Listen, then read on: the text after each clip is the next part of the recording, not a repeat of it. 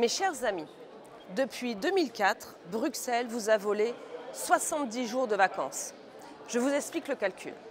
Ce régime macroniste, sous tutelle de Bruxelles, veut vous faire perdre 2 jours fériés de plus pour gratter 4,2 milliards, soit 2 milliards par jour volé. Au nom de la Beyrouth de la France, il va vous faire bosser pour de la croûte. Il profite de l'angle mort du 15 juillet pour nous agresser. Il ne faudra pas laisser passer ça à la rentrée. Après avoir coulé le pays, les macronistes inventent le « travailler plus sans gagner plus ». C'est l'esclavage à la mode de Bruxelles. Je vous rappelle que la France va donner encore près de 10 milliards d'euros cette année, en 2025, à Bruxelles. Alors, faisons les comptes. En 20 ans, c'est 150 milliards d'euros versés à Bruxelles par les Français depuis 2004, soit l'équivalent de 70 jours de vacances volés à chaque Français.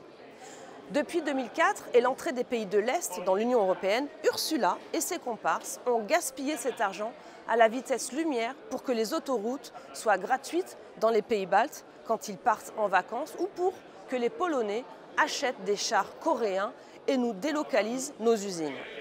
Et à Bruxelles, vous le savez, ils n'ont pas besoin des Polonais pour gaspiller effroyablement l'argent. Je vous rappelle les 4,6 milliards de doses Pfizer, AstraZeneca. Bruxelles a payé Pfizer encore 163 millions d'euros entre 2023 et 2024.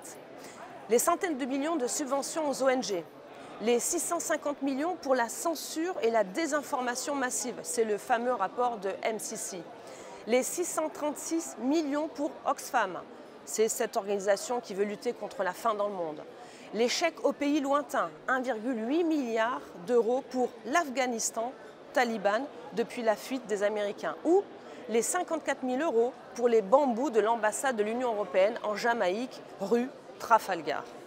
Et Ursula cache toujours ses messages avec son copain Albert Bourla, le PDG de Pfizer, malgré la décision de la Cour de justice de l'Union européenne le 14 mai 2025. Une claque de première classe du tribunal. Vos explications ne sont pas plausibles, a dit le tribunal. C'est pourquoi j'ai signé et voté cette motion de censure le 9 juillet 2025. Nous lui avons mis une deuxième claque et nous l'avons forcé à venir à Strasbourg pour parler de ce cas de Pfizer devant le Parlement. Voilà quelques-uns des scandales que j'ai découverts avec vous cette année et qu'on a partagés ensemble. L'année prochaine, le combat continue.